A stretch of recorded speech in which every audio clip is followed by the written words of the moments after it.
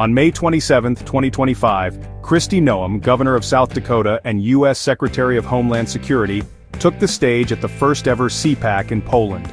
The event marked a historic moment, drawing conservative leaders and activists from across Europe and the United States to Warsaw. Noem's presence was more than symbolic, it was a clear signal of the growing partnership between American and European conservatives. She wasn't just a guest, she was there to deliver a message from the Trump administration to conservatives across Europe and America. Her role was pivotal, representing not only her state but the broader vision of the U.S. government at a time of global uncertainty. Noem's speech was a direct call to action, not a diplomatic formality.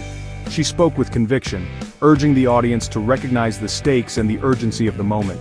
She argued for strong alliances, secure borders, and traditional values as the foundation of a free world. Noem emphasized that these principles were not just American ideals, but universal truths that must be defended everywhere. Her presence in Poland, just days before a crucial presidential runoff, was a strategic move to rally conservatives at a pivotal moment. The timing was no accident. Her visit was designed to energize the conservative base and show international solidarity. Noem met with local leaders and activists, listening to their concerns and sharing strategies for defending conservative values in the face of mounting challenges.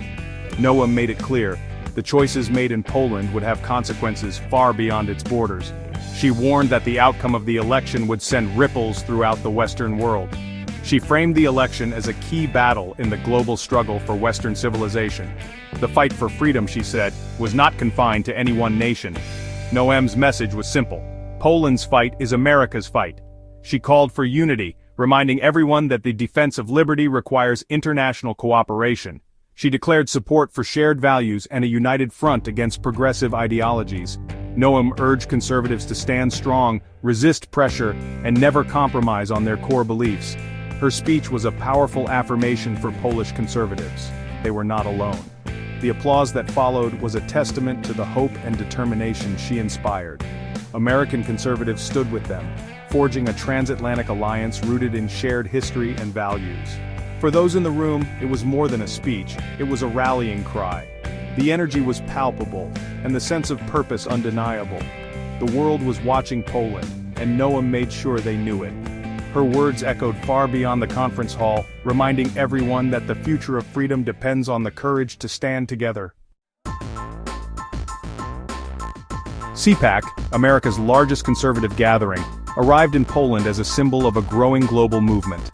The choice of Poland, a nation proud of its Catholic identity and national sovereignty, was deliberate.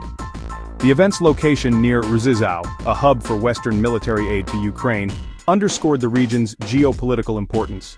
Matt Schlapp, CPAC's chairman, framed the conference as a global struggle conservatives versus globalists. The message was clear. Conservatives worldwide face the same threats and must unite. With the Polish election days away, CPAC became a high-stakes rally to energize the base and support Karol Nawrocki. This was more than a conference, it was a strategic intervention for Poland and the West. Kristi Noem broke diplomatic norms in a dramatic fashion by openly endorsing Karol Nawrocki for president at CPAC Poland, sending shockwaves through both the Polish and international political communities.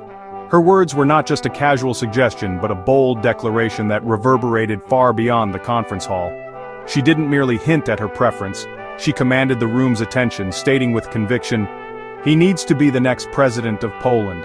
Do you understand me?" The audience was left in no doubt about her intentions or the seriousness of her message. Noem drew a direct and unmistakable parallel between Nawrocki and Donald Trump, signaling the emergence of a new era of conservative alliances that could reshape the political landscape on both sides of the Atlantic.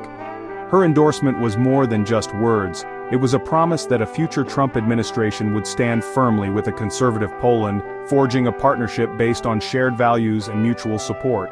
This move challenged long-standing diplomatic tradition, prioritizing ideological alignment and political loyalty over the usual stance of neutrality expected from foreign dignitaries. Noem didn't stop there. She contrasted Nawrocki with his liberal rival Rafał Trzaskowski, calling him a train wreck and drawing a sharp comparison to Joe Biden, painting him as weak and ineffective. She accused Trzaskowski of governing through fear, undermining national identity, and failing to protect the interests of ordinary Polish citizens, further deepening the ideological divide.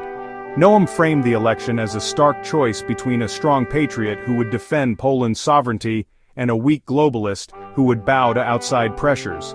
Her message was clear: this election was not just about Poland's future, but about the future direction of the West itself and the values that would define it for generations to come. The endorsement became a powerful rallying cry, energizing conservative voters and mobilizing supporters across the country, setting the stage for a fiercely contested election. Noam's speech targeted what she called Europe's weak leadership and failed border policies. She warned that abandoning national sovereignty leads to cultural decay and loss of identity. Noam praised Poland's tough border stance, contrasting it with what she called 4 years of hell at America's southern border under Biden.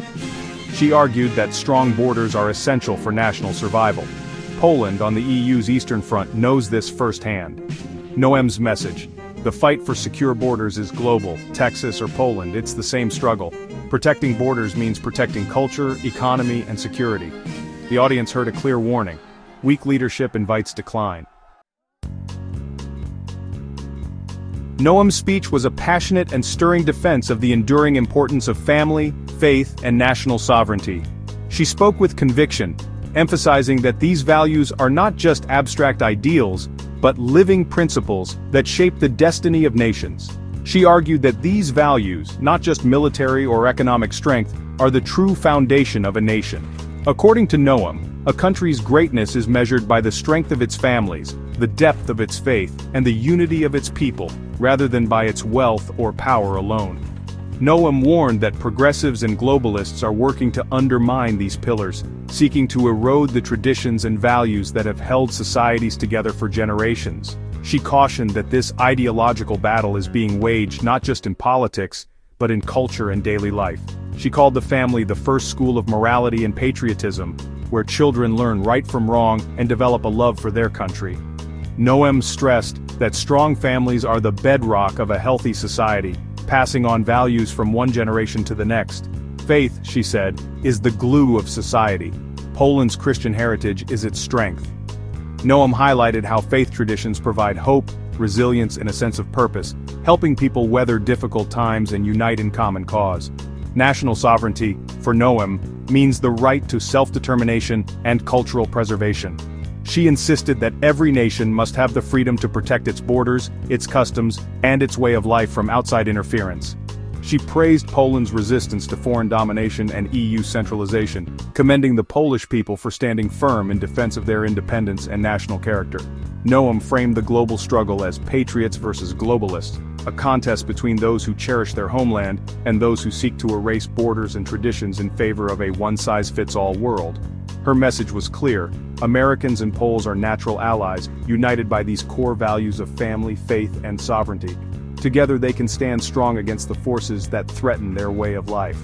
The fight, Noam insisted, is not just political, it's for the very soul of their nations, a struggle to preserve what makes them unique and strong for generations to come.